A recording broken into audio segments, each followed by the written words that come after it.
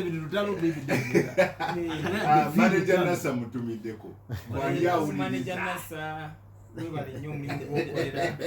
brand ya David Lutalo ne management yonna ino okutwaliza wamu Kulamani Kawoya mwebale nnyo baganda bange mwenna etukola nabo emirimu kubanga nze nkola n'abaganda bange sobola obutabeera of same blood naye nga twafuuka baluganda kati Uncle Nassan tuludde nga tukola wamu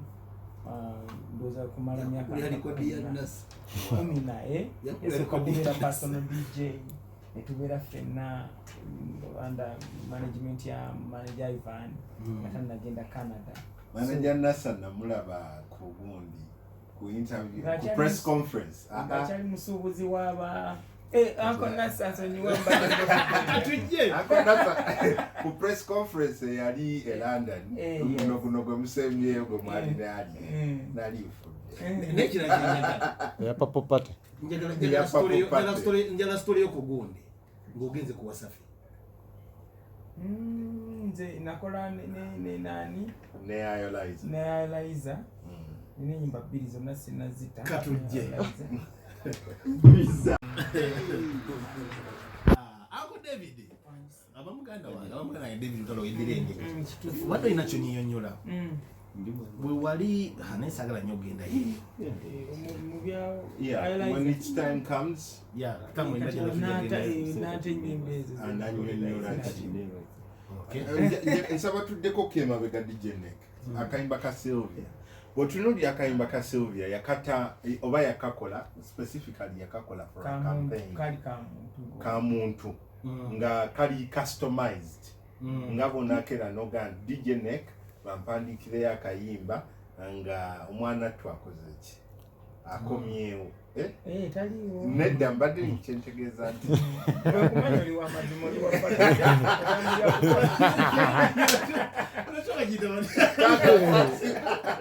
so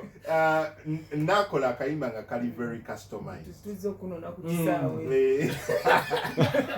akayimba kano kajja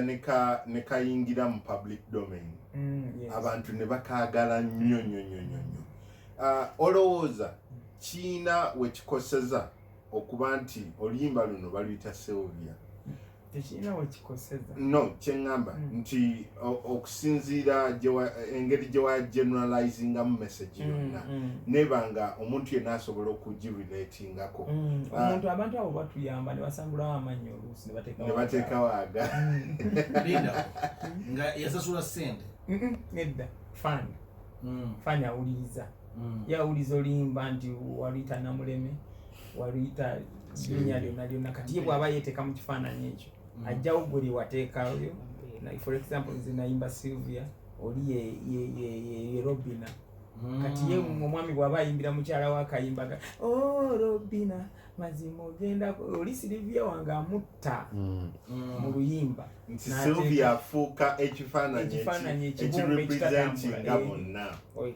Sylvia bakagologoosi n'agamba nti kati Sylvia gwe woba nga yani kati teekawo erinnya lyo teekawo erinnya lyo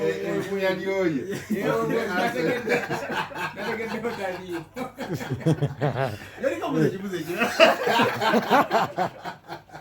David Lutalo byonna tubyogedde ninjagala obuulira abantu ku show abakuba tickets zafuluma next week Friday zafuluma dda tickets Jumejja asookerawo wennyini ekisooka show ya 29 ku Cricket Oval Friday ebiddako etali eno ey'enkya kazi leero Friday Jumejja kati Friday ejja kati Friday Friday ejja wetugenda okubeera erugogo Cricket Oval bannange tickets zafuluma dda like 2 weeks or 1.5 weeks before ziri ku Papas ziri ku Parklast ziri wano kusibya mu Standard Hotel Natete ziri ku Adware World pika akanyama sipika akanyama nkola training yanga bagamba eno kabo bepika obunyama ticket naye nga ticket ziri mbifeyo ka Judy Color Solutions genda ofunire ticket Judy Color Solutions musajja kutumidde Mr. Richard kuba mu Judy Color Solutions. Richard, thank you so much. Bwe tuva ku cricket oval tugenda gende Mukono nga 3 tuve Mukono abaana b'e Masaka Mikalo Vincent agambye akulinzi. Amina. Masaka. Mikalo Vincent. Amulimbe Masaka. Kati abe Masaka nga lumu tujjaawo. Omukulu n'agenda kugula ticket. Badde manya agenda kugula ticket. Badde sitidde. Anka Ivan asobola okugula ticket kati. badde saba gyenkola gibenga gyegimala badde saba nkole bukozi emirimu oseke lume kujja tulina emasaka era eng'ombe yoga azaala talya omuntu yagalanga abaana batuliranga omuzadde n'amuggyako n'amuddiza kano n'akalya n'akamalo n'asigala ng'akyatunula maama kalina n'abuuza wange azaala talya. Masaka tugenda kujja nga lumu abaana b'eruweero nga 8 tuli ludda wenyini mu kisaawa awo Kasana Masaka Maria Flow Mukono Colin Hotel b'Embalala nga 14 ajipu University Inn. Yeah, then nga 6 tuli Kyotera ekintu kyendera olaba David okutegesa ebivulu olwo venues zino empya ziperforminga zitya koze tukube twava mu covid olwo venues ezajja empya ng'eyekaliisizo bali tebategekerayo nnyo ennaku zonna abantu beextendingira ddala ne bagenda ekaliisizo. Weba venue nga nnungi nga nennyini yo teyiisa bubi kuba abantu bamanyi okukyawa venues olw'abannyinizo bwebajja babayisa bubi baagala okubaaza baagala bajjemu n'engoye gamba oli n'ateetaaya naye omuntu bw'aba yeyisa bulungi ng'ekifo yakikola nga ky'abantu ffe endongo tugireeta biperforminga bite bife bino n'embalala performing obulungi eri ebiyita performinga bulungi okusinziira ku neeyisa enkolagana gy'alina wakati wa bafans betutwalawo. Yeah, tell us more about the show. Then abe mubende nga 7 Mityana 15 atudde ku ya main one maiden concert buli kimu kiri gulugulu. I mean kiri kubanga nze show sigiplaninze emyezi 2 emabega nti ngenda kuteeka cricket oba 3 naye omwaka gutandika bwe guti n'omanya nti ngenda kuta ennyimba bweziti ne bweziti mu kiseera bwekiti ngenda kuba ne concert so otandika okwetegeka ng'obudde bukyali sikyalimba artist abo ab'okumala okufunayo akayimba nzibuke mbukinga ekifo awo nawo Mukama yatuyamba awo n'atugyawo hiti ogifuna n'osigala ng'okyalowooza ku ki ekituufu ky'olina okukolera faaniwo kubanga hiti zaali zisuula abantu hiti n'agikozesa bubi in fact hiti n'atagikozesa n'emukozesa bw'okkiriza hiti okukozesa nga kagwamu security egenda kubeera nnungi nnyo VIP 5,000 gye tuyita gold silver 2,000 ne platinum mmeeza 3,000,000 ey'abantu 10 twale tupulaninga n'obateerawo ababanyiganyiga naye ne tugamba oli ajja ne famire ye nga tekikola ne tukisazaamu busaza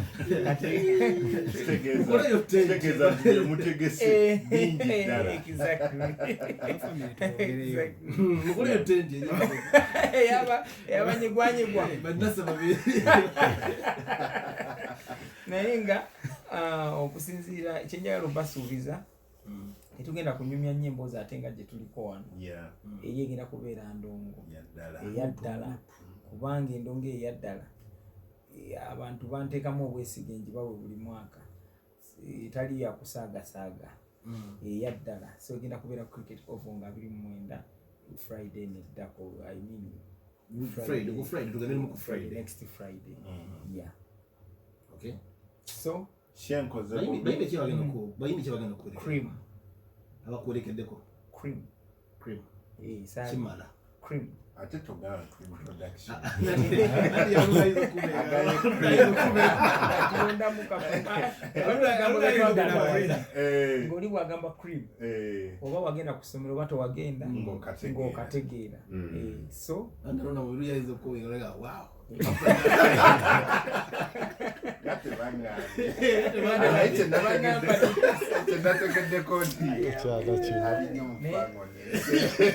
Emikwano gyange bonna ng'ate naye mwali bagenda kubeerawo nga banyambako okwongera okufuula omukolo guno gw'ekitiibwa. Okay, now njagala kubuuza ekibuuzo kiri ya beat gundi. Technical. Si technical. Kiri kibuzabuza. Kiri yali n'ebibuuzo bingi byo naye ekirungi nti David Mutera musanga. Nende bw'obimbuza n'abalala baagala ya naye bwe tutunuulira weekend ewedde wabaddewo ekyabadde mu ggwanga ekisookera ddala ensonga ya bato. Ya gwe mu ndaba yo ndaba yange ey'ebintu nga nakinku. Okay, nga nakinku. Olowooza nti mu mbeera y'okuba nti abayimbi essaawa eno bali mu mbeera ey'okuba nti beegatta okulaba nti balwanirira obulabe bwa music. Tolowooza nti embeera eno yongera kusima kinnya kyongera kwawula? Point eri strong nnyo naye nga singa tumanya nti bato eba elfi waliwo bato eziba elfi nebayo bato ani asetinga bato eri healthy? ye muntu abayimba oba omutegesi. Kati awo wali obuzibu nti omutegesi yalowooza ono banamukuba empini abantu ne bamutunuulira mu ngeri eyo musaasira ajja kufuna abantu. Oluusi n'asetinga ekikonde kibeewo oba oluusi n'asetinga olinga tamanyi bamusabule oba n'akola kyonna kyonna kye bakola nabo balina ati waabwe mu mbeera eyo. Bwe tutuyanira ebisige nga tuwandiika ennyimba tu creatinga nabo babaako bye bacreatinga ebiboostinga shows kubanga bali professional that way. So singa competition ebayeefu nga feri mu kukolera abantu tukola battle ya music. So si battle y'okwesanga twejjemu amaaso eyo gye oppose that okubeera nga tulwanagana bulwanaganye. Feera ffe abamu abaakiraba nti tekyatusanyusa oba kitwakirabamu obulabe before twagira mu mbeera eno nga ffe tukakasa tulwanyisa music. Kati n'okonvatinga music oyo omuzza mu ng'omi singa abantu bonna nabajjako dde emimwa naye kiyamba kukubagana bikonde. So bwe tulwanyisa tegeza David wendegeka bato yange David muteekawo n'egonde ojja buli omu wako eddakiika ze nze nagambye akakulu nno abayimba obulungi nga betagana ssaawa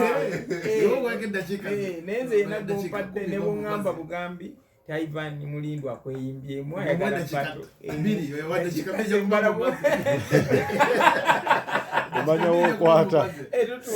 So the battles are okay if they are healthy. Naye bwe zigoing emotional and personal zibeera endangering to the whole system. Bantu basita bangi betulabye nga battingana kituufu bangi nnyo. Ono mu America omwana yafanga wa myaka 25 gundi jobaga yakomyewo ate Shakuru Tupac Shakur byo byalimu n'amasasi tegeera ati ezo si bato ze twagala yakobeddewo gala olw'omusajja yali gala yamufaala kakati ebintu ng'ebyo ebivirako abalala okufa ate si bitwagala ebyo tebisobola sikufa kwokka physically naye basobola okutabula by the music enyini afa industry enyini afa kati tulwanyise ennyimba bagambe nga olaba ab'ebikonde bamala okwekuba tukole business nino yabadde business eri omutegesi yenga ye kati nabatumide industry ate ekirungi nze kye nayagadde mu gundi banoonya ani yasinza ani yakoze ki nenze analysis gye nakoze bafanzi ba gundi tobakkirizisa nti gundi yabasinze n'abagundi tobakkirizisa nti gundi yakoze eriyo ffe kubanga buli omu kyalina okukola faani we kyamusuubiramu yakikoze kati gweoba mulimba nnyo okwagala gundi akole ekyagundi ng'ate amazima wazze okimanyi nti ono akola kino n'ono akola kino osobola okumeekinga ebapato buli omu waalina amaanyi wakola ki bwe ŋŋenda mu pato naawe nga nze manyi nina enjala mpanvu bwe nkweka bwe nti buli wojja ennyo nga nzijjayo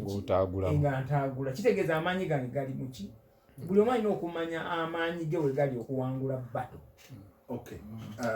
Thank you. Ekyo kibadde very well. Agatubulira ayasinze mu bato kati tuli ku muzinda. Ate nayogedde. Yayogedde. Okay, kati nsinga kaawo. Mukulu David Lutalo. Mu history ya Uganda, way back,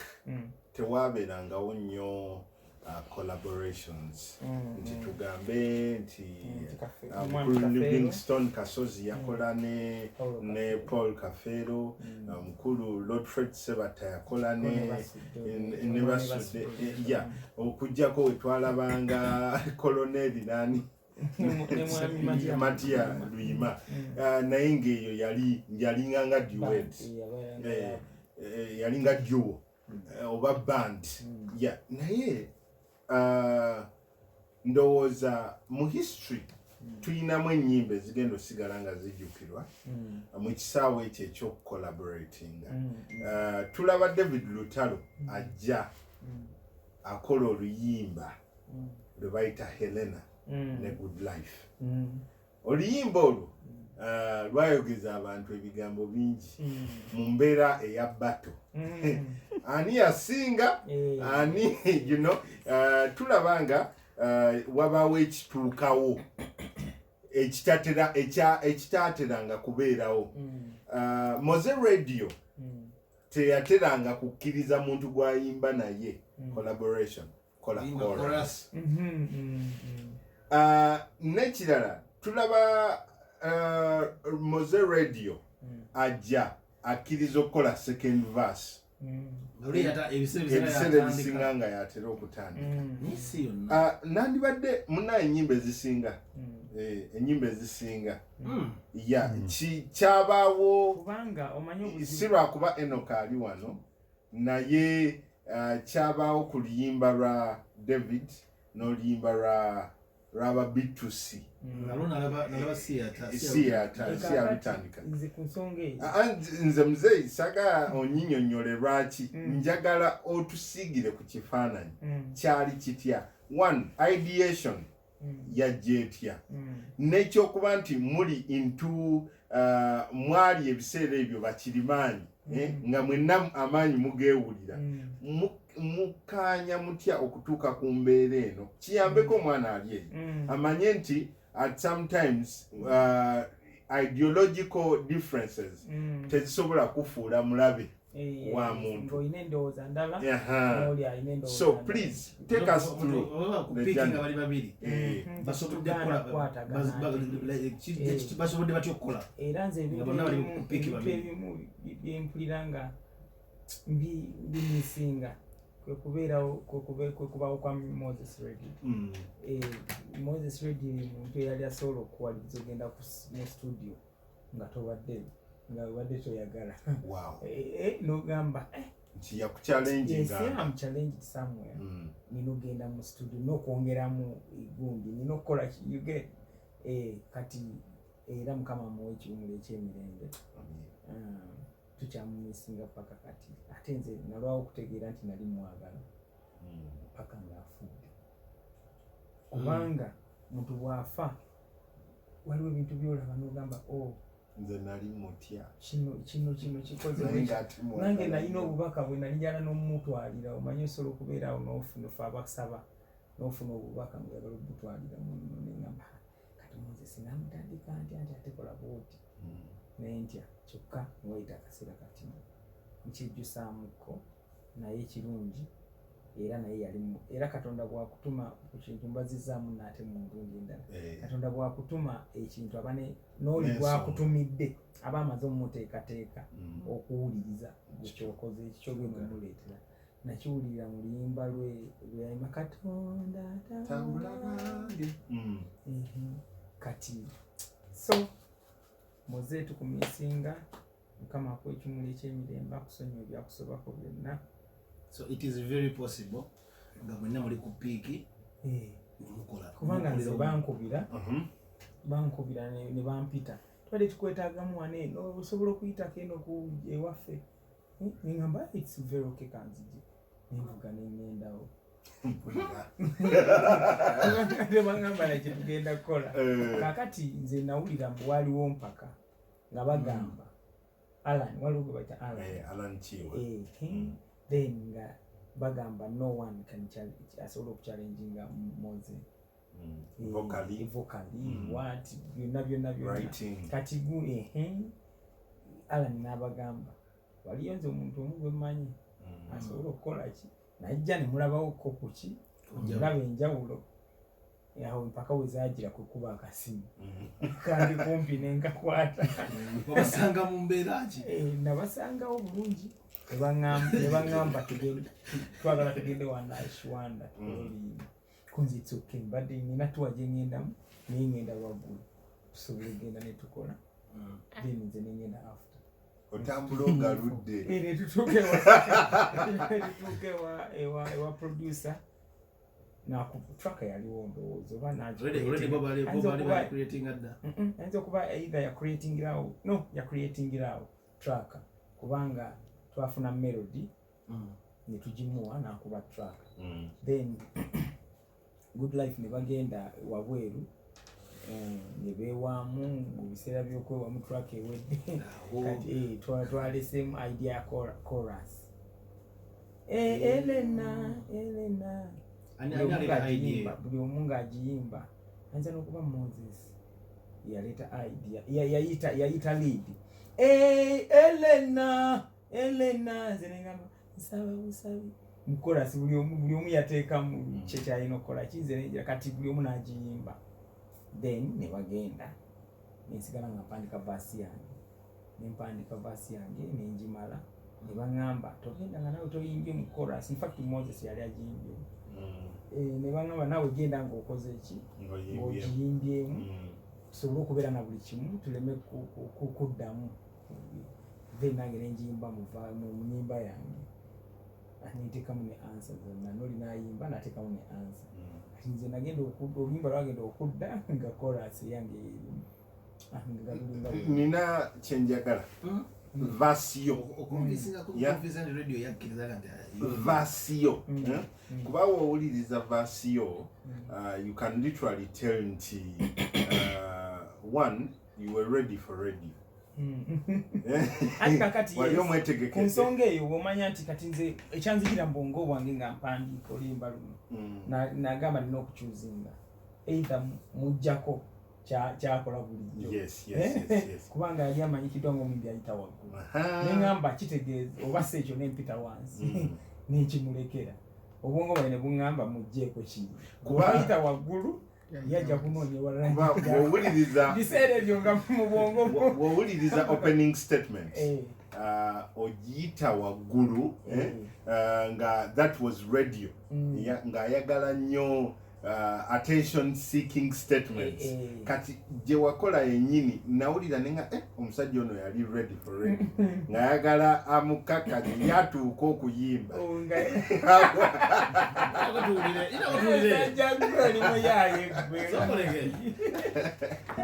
wabaawo oluyimba olutandika verse esooka ne luggwa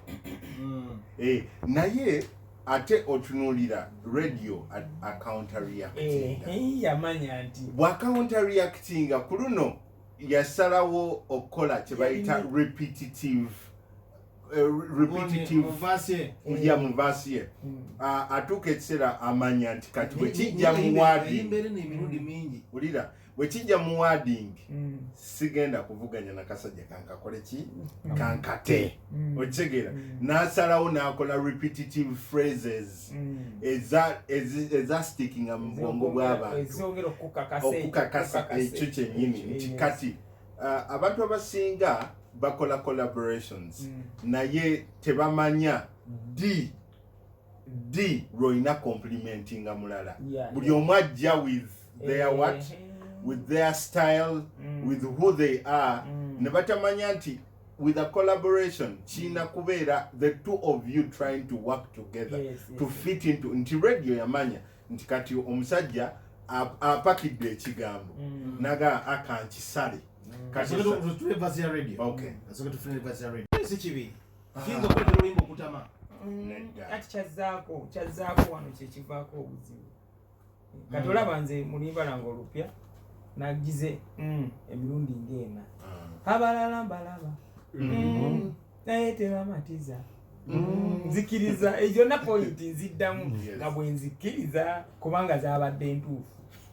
tewali Hellena kyali kituufu ndi bwe twali tugamba ensonga lwaki bw'okiddamu kisobola obutalabika nga kibi kati waliwo lwokola reputation nga tewali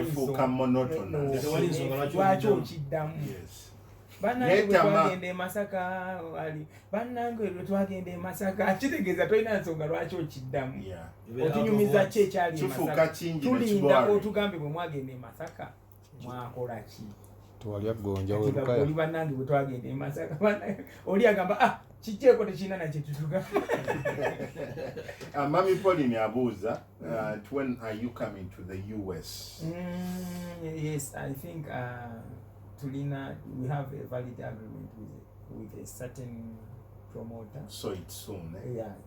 this next year. Okay. Soon, early next year or late? Nina okubuuza manager Nasoya mbuulire ku diro tulina okugenda. I think in May. Okay, but Agamanti, the family is very anxious to see you. Oh, wow. Yeah. Scoffy Magic says webale nnyo okuba nti obasigidde ekifaananyi kya Hellena ekivuddeyo bulungi omusajja ono akugoberera nnyo akwagala nina obubaka bungi ku WhatsApp naye ebimu sigenda busoma abasinga baweereza amaloboozi ate amaloboozi gajja kunzibuwalira bannange temuweereza amaloboozi muweereze text otya okwogera okugambo ogunene nga tokwetegeke nga siguwulirizaamu mbadde ngezaako okugamba tubadde tutera okwogera ku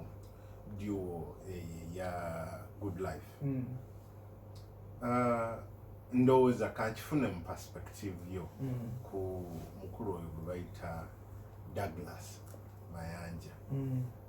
abantu abasinga nze kunze ndowooza is underrated. Yes, true. Mu mbeera ey'okuba abamu balowooza nti tali talented as much. Nze ate kakati nze nina obuyimba bwe nawulirako emabega era emabega awo namunoonya mugamba nedda ku bubwe bwennyini obupya mugamba alina akayimba kano bwe kati kewangu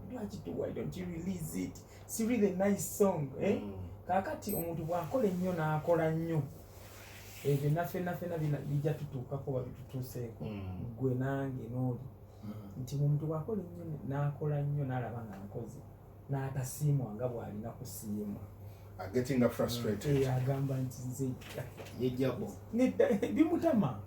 nebimutama n'agamba nti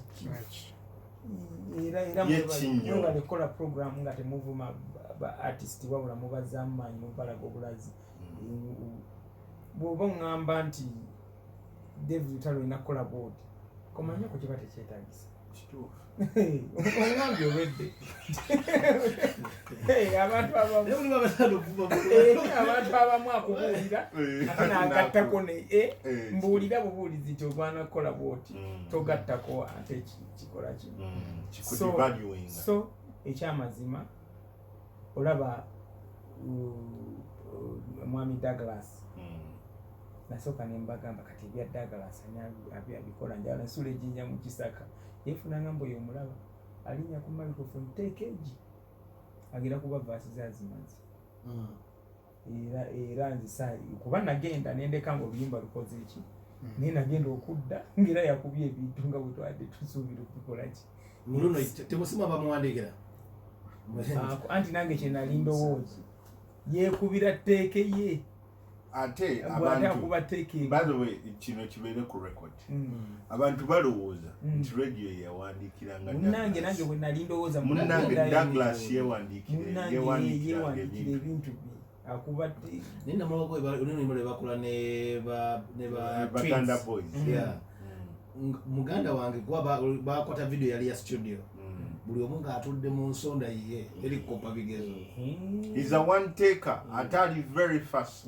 mu kuwandiika era kyenabuuza kuba nabuuza Jeff ye yaliwo nga mbikola nga mpandiika zo balibo bali bagenze bweru naye yaliwo nga wansudia yes akaabidde yes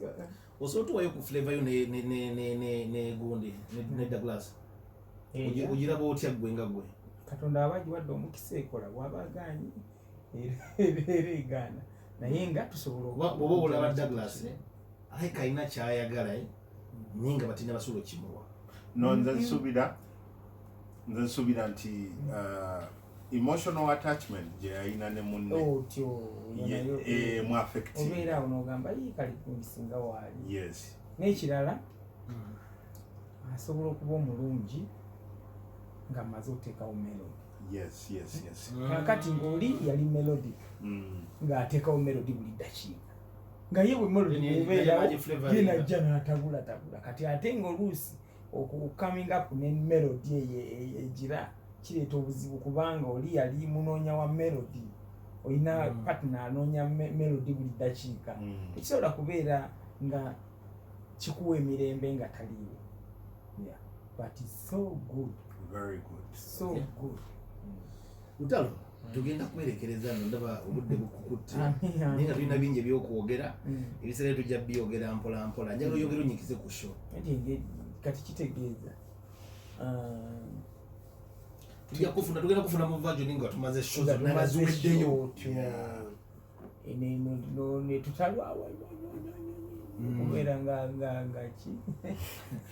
tutakike music tugende ku music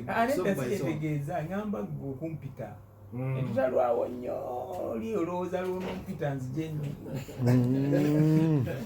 ng'ate bannayuganda bunaye baba beetaaga kati ebintu bye boogedde ono obwedda buli point gyakoona kalinga ng'awandiika nange ennyimba bulijjo so bujja simanye eri abantu baanalisi abakebera emitwe abayingira mu mitwe gy'abantu nayogera netukinyikiriza bintu bingi ennyo David kiraga omuntu nga mugezi nasooka okuwulira nantongo ng'akuwaana obugezi nengamba nja kulaba nja kulaba nja kukugamba David ebyetu nantongo naye kati ekikyo nengamba yadde ekituufu kitya nange nina obujulizi sajja waayira David show Lutalo olujja otugambe tuli ready emitwalo 5 abantu mbajjukiza bujjukiza bajje tudde ife tubeere bamenya ba record so bajje tumenye record yawo nga 29 abimunda wala Lutalo olujja kulwokutaano jumejja bannaye tugende cricket oval mujje mumpagire nga bulijjo bwe mukola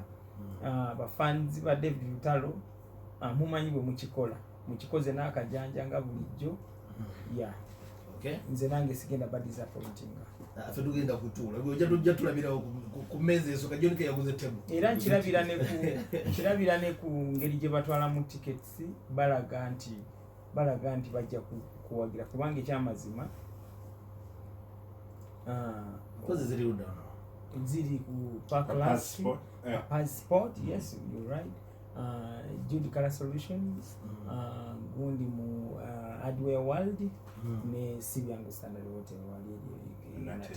zona packages wezere 5 kusinga waliyo ze 5 kubanga zino eziddako eziri wansi ayitano n'emmeeza gye ziri olw'okuba zino eziddako wansi awo abantu abamu bava wala so ne ku mulyango bajja kuzisanga ku mulyango zigenda kubaawo kye tuba encouraginga kimu bagulenga bukyali waliwo idea gye mbadde njagala manager Nasanga kwali tulangirireyo ekifo kimu nkyagala nga nze in fact nkintroducingira wano mu management yange nti tugambe nti tugeze ku Lwokusatu olwa next week omuyimbi wabagenda kufuna ekifo bwekiti tugeze obaawo anywhere abuzeeko olunaku olwo lumu abantu ogigulire ddala kunzagenda okuwagira omulabeko nga si byakuze omugambe mwana wanyimbira olimba kati olaba oli emessage zibasindika wano n'olira ng'oyagala okukwata muntu mu ngalo yo mugambe weebale kusiima ogenda yitamu mu kibuga tugenda tujja kuyitamuko tulina abantu be tulina okubuzaako nga abawakiseka tulina okusindika mugundi management yaffe nga muolino tulina okwongera ebbugumu activations ez'enjawulo naye mu byonna nga tumaliriza mu byonna okyasobola okubeera omugezi naate okyasobola obuta impactinga society ng'oli mugezi naate n'olemererwa okuimpactinga what could be the biggest attribute ekyo kyosibako ennyo n'ogamba nti kino kyekinkolera okundetera okuba nti I impact society nze mba ndowooza yengayi nze ndowooza kubanga nsaba nnyo amagezi bwe mba nsaba Katonda kati nze ndowooza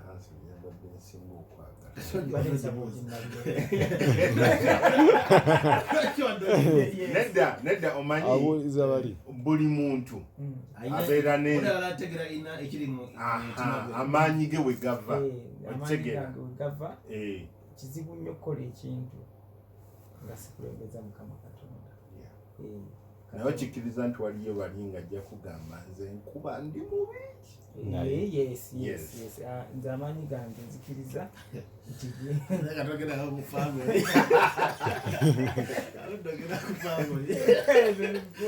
kakati nze amaanyi gange tegali mu kkuba nnyo kuba mmanyi nti abakubi bangi omuntu Katonda asobola omumuteekawo n'akuba naye nze sidduka misinde kuva eri Mukama Katonda nfuba okulaba nti ebigere 2-3 wa Mukama Katonda kubanga bw'ova mu presence ya Mukama Katonda nze nga nze omukkiriza manya nti yokyandida. Thank you kituwanya amaanyi nti wetumanya ngaffe abasabi nti kati omanyi Katonda yensibuko ya buli kintu era wowulira omuntu nga ta recognize ojja